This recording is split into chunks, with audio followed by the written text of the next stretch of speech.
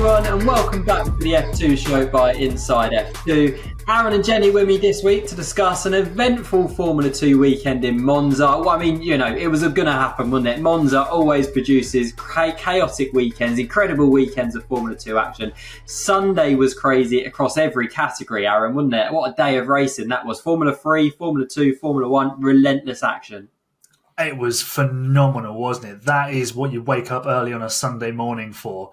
Just wall-to-wall action. Genuinely did not know where to look next in either the Formula 3 or Formula 2 races. It was literally thrill-a-minute stuff.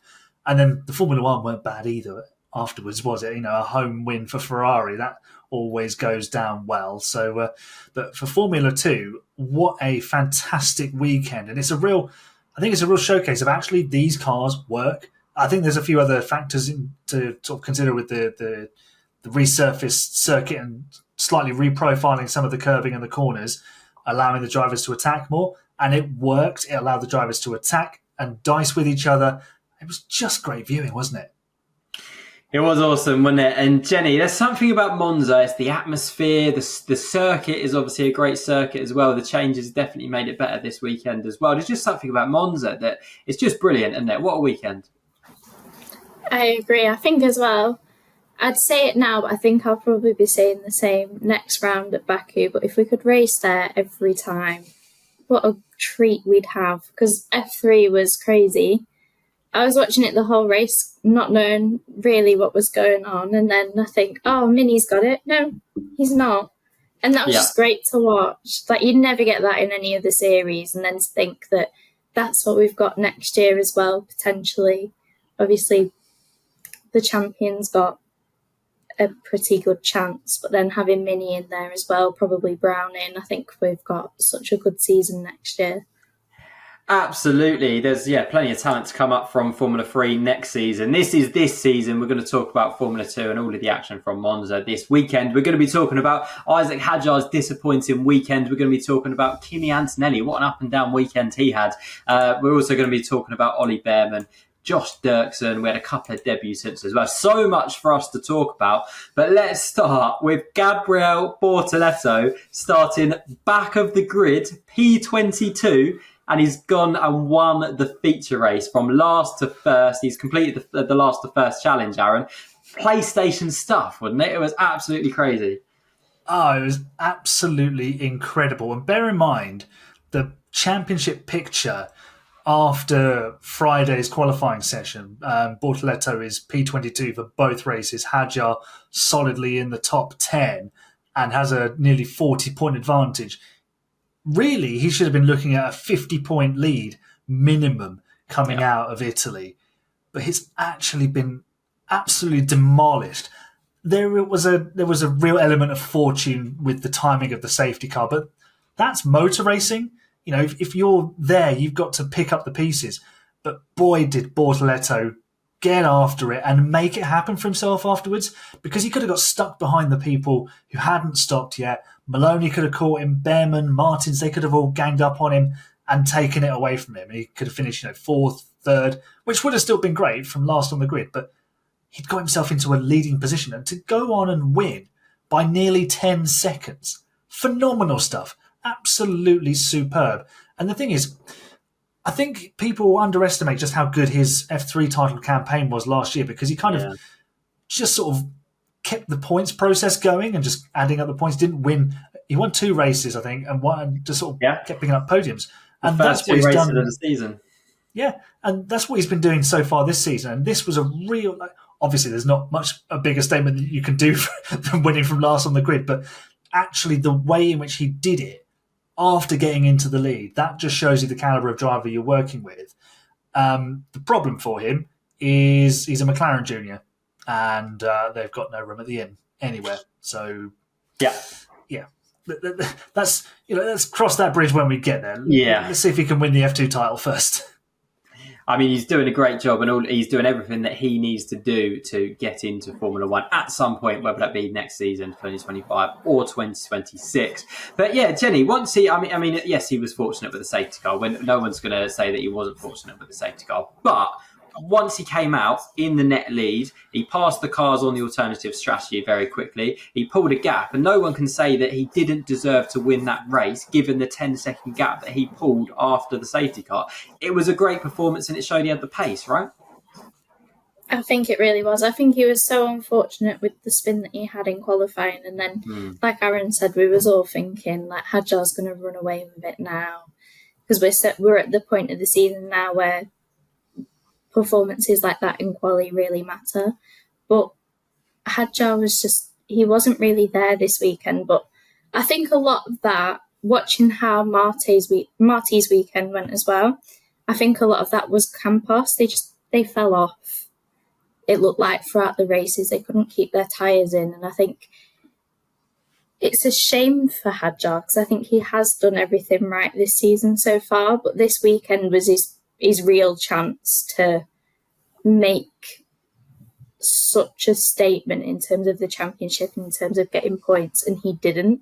And it was the one weekend where we could have looked back on it at Abu Dhabi and gone, that was the point for Bortoleto where he didn't get it, but he has.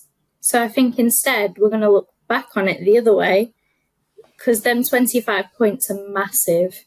Yeah. And considering Hajar's not done much at all this weekend, we're going to look back on that and think that was the point, when really it should have been Hajar's.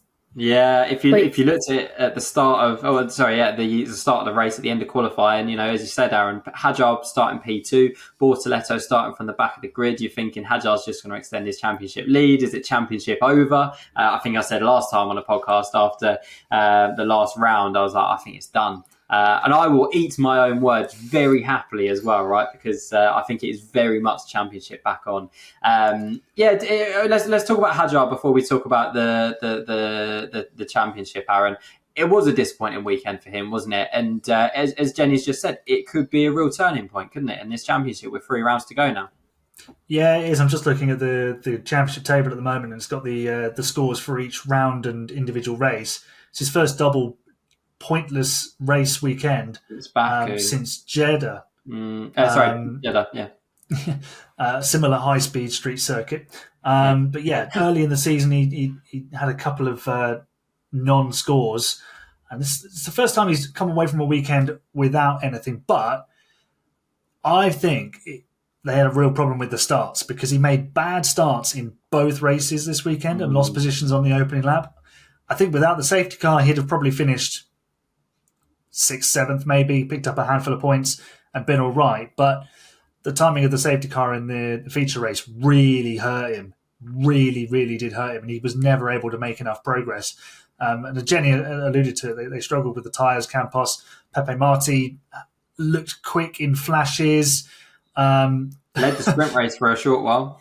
Yeah, he looked like he'd done his teammate a bit of a favour in removing Paul Aaron from the equation, which was very unfortunate. And I love that how absolutely everybody, thought it was Isaac Hajar.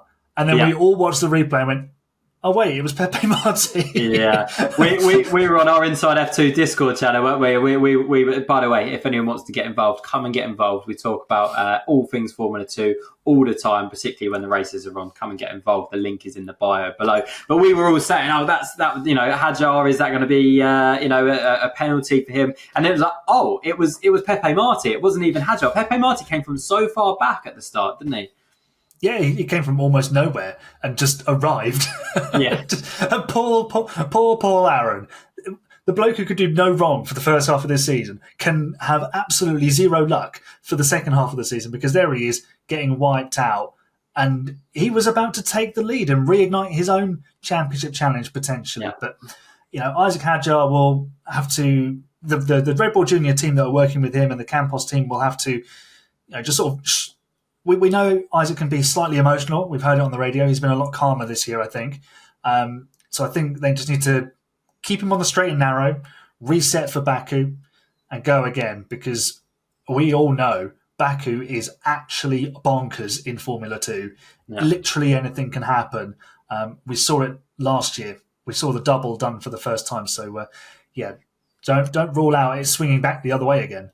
Definitely. Jenny, Is the momentum with Gabriel Bortoleto now? 10.5 points is the gap. Is the momentum with Gabriel Bortoleto now? I really think it is. And I don't think, obviously, the feature race was such a big thing because he won it from last. But I think that the way that he did the sprint as well was just it was so entertaining to watch him coming from the back and Got finishing half a joint point. 8th. Yeah, for joint 8th. That was unbelievable, wasn't it? I couldn't believe it when, obviously it wasn't shown live, but when we saw after that Bortoleto and Hajar crossed the line at exactly the same time. That is, crazy, right?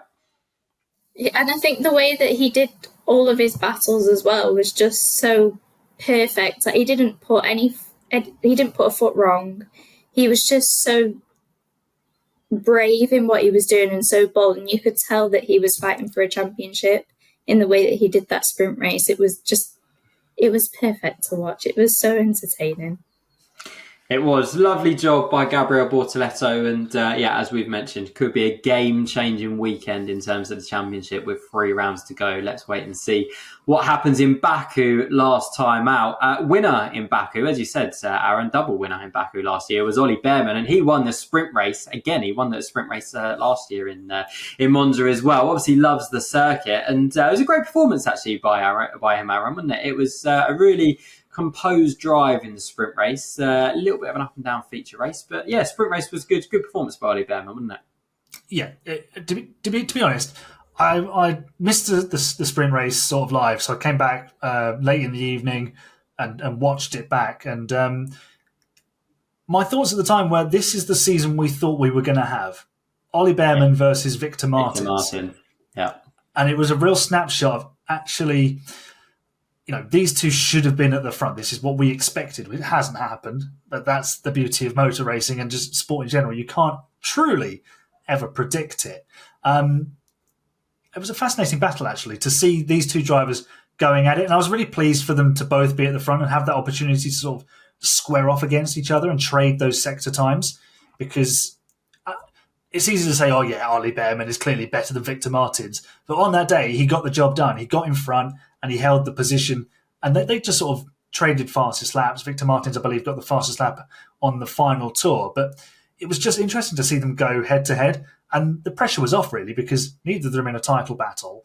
Bearman's got his F1 seat tied up. He's going to be making another F1 appearance in a couple of weeks, possibly, for this team. Is that why you wore the t-shirt? Is that why you're like, Ollie Bearman's going to be driving for this team next time up? Happy accident. For the people listening on audio, I'm wearing a Haas F1 team t-shirt. It's just plain black, that's it. But next year we'll have Ollie Bearman's face plastered all over it. Don't you worry. So it was just really good to see them. British bias. I can't help it. But it was just great to see those two going at it at the front, and the sprint race was actually amazing as well. And the fact that we even had a dead heat for 8th place and they had to split the point, it was amazing. Literally, if it can happen in Formula 2, it does happen eventually.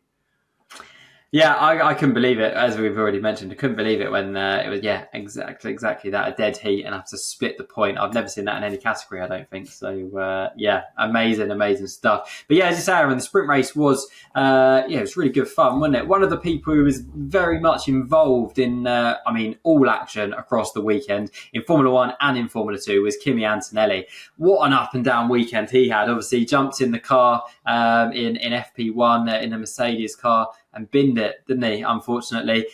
Jumped out of the car, qualified P6, which I think was a really good recovery, to be fair to him. Announced as a Mercedes Formula 1 driver for 2025, and then was involved in just about everything across the sprint race and the feature race. There was battles left, right and centre. He was being passed by Josh Dirksen in one lap, and then he's wheel-to-wheel with his teammate, obviously Ollie Bearman, at one point in the feature, a couple of points in the feature race, actually. It was... a real crazy weekend for Kimi Antonelli, wasn't it, Jenny?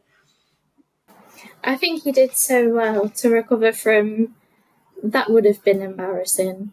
Yeah. Everyone was watching that FP1 for Colapinto and for Antonelli, because they knew... We've all known that the announcement's come in at some point in the year. So to crash with such little time under his belt was such a shame. But then I think as well, for Toto to come over the radio and the way that he did was so nice. And I think that for him to then get into another car, which Behrman said last year, I can't remember the exact quote, but he spoke to us in the post-season test and said how difficult it is switching between F1 and F2 so quickly. Yeah. So for him to go P6 in a car that's not exactly quick, the Prema, is a real credit to him and what he's done this year. But then his battles with Behrman are so entertaining. And even though they've not got the quickest car, it just shows how much quality is in that team. The fact that neither of them made real contact there when they were so close, and it just stayed so wheel to wheel but entertaining, I think it's just such a credit to how great these actually are and what a treat we're in for in F1 next year. 100%, and it was a treat this weekend, wasn't it? Aaron, I know, obviously, sometimes in Formula 2 we see it, don't we? I remember George Russell and Lando Norris going wheel to wheel, funny enough, at Monza, and you just know when you're watching that, you're like, we're going to see this clip for years in Formula 1 when these guys are battling for wins in Formula 1. And it very much felt like that with Behrman and Antonelli, didn't it? We saw a glimpse of it in Monaco earlier on in the season, them going wheel to wheel, and we were lucky enough to see it again this weekend. We're going to be seeing that for years, right? Yeah, we might need to wait for Ollie Behrman to graduate to Ferrari because I don't want Mercedes dropping back to Haas's level, to be honest. but moving on from that, I mean, yeah, you can see that these two are in that group that are just a little bit of a cut above the rest in Formula 2. The skill that they have, the way they duked it out in Monaco was actually fantastic. But the battle that they had over a series of laps around a very high-speed circuit, keeping it clean, for the most part. Obviously, Antonelli did shovel Behrman out onto the gravel a little bit, but you're taking the line through the corner, you've won the position, you're claiming the road. That's absolutely fine. Crack on, lads. It was good stuff. It was just so good to watch. And there was no point where you thought, actually, either of these two are out of control and a collision is likely. Because you see some teammates and some drivers battling in any series, and you think, wow, these two they're just driven to take each other off the road. It's almost like Gasly and Ocon at points in the Alpine. You're just expecting them to crash into each other at a moment's notice. So for them to get through those tight and twisty corners, the chicane at turn 1, braking from the high speed, and do it cleanly, very, very impressive. And again, you have to think these two are going to add so much quality to the Formula 1 grid. And I know it was disappointing to see Kimi crash in FP1, and a lot of people used it as a chance to go, oh, look, he's not ready. Well, I'll tell you what, he is ready. And if Mercedes have a car that can win races next year, Kimi Antonelli will win for Mercedes next season. He is that good. Wow, that is a statement, Aaron. But I think I'm with you. The talent is there. You could see that when he jumps in the car, he was on the pace straight away, and you could see the talent. It's just calming down a little bit, just not getting too excited, and that will come with maturity, won't it? But if he goes and wins a Formula 1 race next season in his rookie season, that would be incredible. The first rookie Formula 1 winner since Lewis Hamilton, I believe. So the man he's replacing. So yeah, really exciting times. Really excited to see both Kimi Antonelli and Ollie Behrman in Formula 1 next season, and see Ollie Behrman in the Haas next time out as well, which sounds like it's going to be the case, and will probably be announced before the time this podcast goes out, knowing our luck. So looking forward to that. Aaron, who's going to replace Ollie Behrman for Prema next time out? Do you think that's Gabriele Mini? Do you think that is potentially Arvid Lindblad if Red Bull want him in there? Dino Beganovic if Ferrari want him in there? Do you think it's going to be one of those guys who's been racing for Prema this season in Formula 3? Would make sense, wouldn't it? And given that Behrman is Ferrari tied, it would probably be Beganovic. Yeah, I would like to see Arvid Lindblad given the chance. I think he's arguably the quickest of those three that's been at the F3 level with Prema this season. I know Gabriele Mini has finished higher in the championship, but I think Lindblad just has that raw edge of speed. He's the one that seems to be getting the people who know a little bit more excited. I think Mini is a good driver. He hasn't really done anything wrong in Formula 3 this season. I just think for that excitement level, I think Lindblad would be the one I would like to see. Yeah, okay, it's another British driver, but honestly, if you give any of that three, a chance in a Formula 2 car, they're going to want to grab it because they're going to want to be on the Formula 2 grid in 2025. Absolutely. We'll wait and see who jumps into that car. I said earlier on in the season that I don't think Ollie Behrman will finish the season, and I think I said at the time after Leclerc could be an outside bet to jump in that car. But now the Formula 3 season's finished, it makes sense for one of the Prema F3 guys to step up, particularly if they're going to put one of those guys in their car next year. Our very own Michael McClure, who was trackside this weekend, tweeted saying that he saw Arvid Lindblad in and out the Campos Formula 2 truck. So potentially having talks there about a seat for next season. So if he's going to Campos, maybe it will be Bogdanovic or Mini potentially in that Prema. Let's wait and see. Only 2 weeks to find out who that is going to be. Moving on then, rookie of the weekend. Jenny, do you want to go first for this one? Was there a rookie that stood out for you this weekend? We had a couple of debutants, didn't we, which we're going to talk about in a minute. What rookies stood out for you other than Gabriel Bortoleto, obviously? I'll go for Dirksen then. I think the way that he drives in the AIX, which isn't a strong car, in the front, the way that he was great to watch. And then I love the way he celebrates as well. Every podium that he gets it's like he's won the championship, and it's so nice to see. He's got the Paraguay flag out in the back, on his back. I love it. Yeah, good for Josh Dirksen, and what a weekend he had as well. Podium in the sprint race, and I genuinely think he had the pace to win the feature race. That might sound a really dramatic thing to say, but his straight line speed was unbelievable. We heard Pepe Marti say it on the radio, he spent, as Alex Brundle said in commentary, more time in the runoff areas than he did on the racetrack. But had he not gone off every few laps, then who knows where he would have been. Definitely on the podium, I think. And potentially with the pace to put pressure on Gabriel Bortoleto, potentially, because that car was so slippery in a straight line. Great weekend for Josh Dirksen. Aaron, anyone other than Josh Dirksen that you wanted to give a shout out to? Yeah, I absolutely second what both of you have just said about Josh Dirksen. I think if he'd had a slightly tardier race, I don't think he had quite the pace to catch Bortoleto, because by a certain point he'd have just been managing everything to the end because he had enough of a gap. He'd probably had a little bit more pace in reserve if he needed it. But I think we need to give a shout out to Rafael Villagomez. He's not featured a huge amount in our conversations this season, but Monza was a weekend where he came good, P8 in the feature race, very, very neat and tidy. He's generally been sort of kind of quiet. We've not seen him crash out a huge amount. We've not seen him at the front, though. So we've not had a huge amount of reason to sort of mention him. But I think this weekend we need to give Villagomez his due and say well done, because he delivered a really strong result for the VAR team, and credit where credit's due. But I think between him and Josh Dirksen, fantastic for the rookies, and obviously Bortoleto winning as well. But he's in the championship fight, so we'll just ignore the fact that he is a rookie.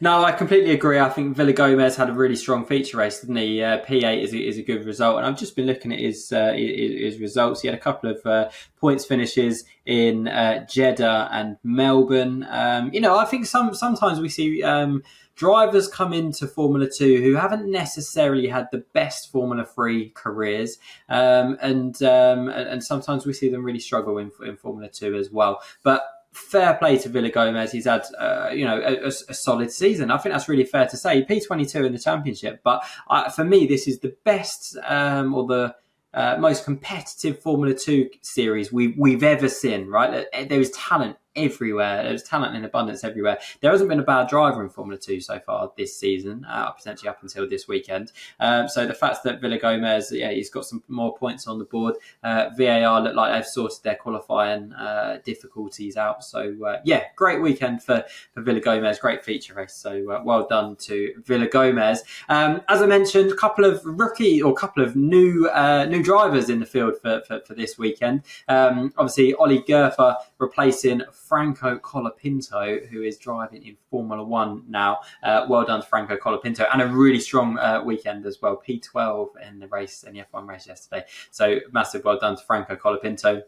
Ollie Gerfer replaced him. An accident in the sprint race, which wasn't really his fault. Obviously feature race was okay. And Coolin as well. Jenny, first of all, a quick word on Colapinto and Ollie Gerfer. I think Ollie Gerfer had a strong weekend, didn't he, for his first season in Formula, for his first weekend in Formula 2. I think to qualify 11th with the amount of talent, like you said, that's on the grid is a good showing for your first weekend, especially considering that's probably the hardest point of the weekend for a lot of them. I think it was a shame that he got took out of the sprint race the way he did, because I actually thought he could have gone really well this weekend. But then Colapinto, I think, when I saw the announcement, I was very shocked.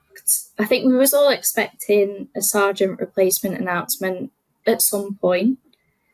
And I think a lot of us was expecting it to be maybe Antonelli to give him a jump start with Williams before he went to Mercedes, or maybe Lawson or Schumacher, not Colapinto. I think that was a shock. But I actually think there's been a lot of conversation about how much money he's bringing to the team, but I think he's shown that doesn't really matter. Because I know he's not had the most glamorous support series campaign out of a lot of them, but he's always been consistent and he's always adapted very, very quickly. And I think him going 12th and making the most positions out of anyone in that Grand Prix is a proper credit to what he's done. His qualifying mistake, I think we can forgive because he's a rookie, but to finish 12th, everything considered, is such a great result. Yeah, no, I completely agree. And what a journey he's been on, from winning the Formula 3 sprint race in Monza last year to then being a Formula 1 driver in Monza. Only 22 Formula 2 races, and that's it. He's straight into Formula 1. And best of luck to him for the final few rounds of the Formula 1 season. Aaron, your thoughts on that and Gerfer and Coulin's debuts. Your thoughts on that?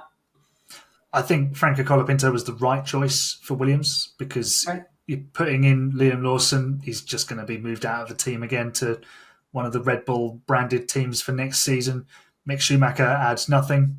He's shown that he's probably not good enough at Formula 1 level. I saw no reason to bring him back. You're just replacing one inconsistent and crashing driver with another one. I take into consideration the fact that the Haas environment potentially wasn't the best one at the time, but I think Mick Schumacher could have probably done a little bit more to help himself in that situation. For Williams to sort of validate their own young driver program, we've seen Alpine fall guilty of this. You've got to promote your young drivers when you have an opportunity. They've promoted Logan Sargent. Now they've promoted Franco Colapinto. For the likes of Luke Browning, and I think there's a couple of others who are in the Williams Academy as well, there is obviously that sense of, if I can show that I'm good enough, when an opportunity arises, they will put me in and give me a chance to shine. You might get one opportunity, but that could make your career. So we've seen it happen before. Michael Schumacher is a case in point. Did a one-off race with Jordan, ended up becoming a 7 times world champion, 91 race wins. So it can happen. Moving on to Oliver Gerther, really neat and tidy weekend for him. But I was disappointed with Niels Coulin, because, as you said, I think this is probably the most competitive Formula 2 grid that we've ever seen. And by that sort of yardstick, it makes him look even worse, because he just had a really difficult time, looked way off the pace. he's not scored a point in a competitive race that he's done in Europe. He's done some Indy NXT stuff where the point system is very, very different. So he has scored points, but in European support categories, he's just not cutting it. And I think, yeah, we can say that Antonelli and Dirksen have gone from Frecker and done well, but I think Coolen just showed that, okay, yeah, look, we need to caveat the whole lot of this with it was his very first outing in a Formula 2 car, but if this sort of standard race continues, we need to... We know why he's there. It's a paid seat. They're all paid seats. There's no getting around that. But I think Formula 2 is slowly becoming more and more professional with the way that the Formula 1 teams handle their young drivers. You're seeing more professionalisation around how they develop their drivers, the investment they put in, the time and the money that they spend on honing these drivers' skills. When you get drivers who are paying for their seat and are potentially not quite at that level, it's starting to stand out like a sore thumb a little bit. And I mean, absolutely no disrespect to him, because obviously he can do a far better job in a Formula 2 car than I could. But just watching as an observer of, over a quarter of a century of watching motor racing cars, I think we're seeing a professionalisation of this level of motorsport, and it's important that we keep that progression going. We don't want to, for want of a better word, sort of dilute that. And the quality of the Formula 2 grid has been phenomenal this year. We've had some outstanding races, but you just don't want to see, those pure pay drivers in there and just going round at the back 20 seconds off the pace. It doesn't look very good. And it can't be fun either being that guy. Let's be honest. Yeah. You're there to race other people. And if you're not, I suppose it's very boring. Yeah. I do have to say I was a little bit disappointed. There's so much talent in Formula 3, for example, or some other series that are about, and I was a little bit disappointed not to see one of those drivers from Formula 3 step up to Formula 2 and really get involved, because that AIX team and that car, particularly in the second half of the season, or since Imola, really has looked brilliant. So I think it would have been a great opportunity for one of the leading runners in Formula 3. I know they're not going to sacrifice a Formula 3, the top 5 or 6 or 7 maybe it was that could have won the championship going in. They're maybe not going to sacrifice that in Monza, but for the rest of the season it would have been really nice to see one of those drivers step into that team and have a real good run of it. But let's see how both Gerfer and Coolen get on for the rest of the season, and who knows, we might have a few other drivers step up from Formula 3 into Formula 2 next season for the rest of this season as well. Let's take a look at the championship standings before we go then. A feature race win for Gabriel Bortoleto means he moves within 10.5 points of Isaac Hajar as we move into the final 3 rounds of the season. A decent weekend for Zane Maloney. He moves ahead of Paul Aaron into P3 in the standings. Kimi Antonelli moves into the top 6 ahead of Franco Colapinto, who we've just spoken about and said he won't be taking any further part in the championship this season. Victor Martins and Kush Maini round out the top 10. And the team standings? Invicta moves to the top of the team standings, but it's very much game on between Invicta and Campos for the team standings, for the team championship. MP, Rodin and Hitech would all think they've got an outside shot at the title still. They sit 3rd, 4th and 5th. Kramer move above Dams into the top 6. Trident, VAR and AIX round out the team standings. Okay, that's all we got time for today. We want to hear your thoughts in the comments below. Who wins the title from here? Is it Isaac Hajar? Is it Gabriel Bortoleto? Or is it someone else? Let us know in the comments. Let us know on our social media channels as well, at Inside F2. And as we mentioned earlier on in the podcast as well, our Discord channel, go and get involved. All of the links for all of those things are down below. Leave your thoughts, leave your comments in the comments section or in our Discord channel. We love having the conversation with you about your thoughts and opinions. But from me, Fraser Ford, and all of us here at Inside F2, we'll see you next time.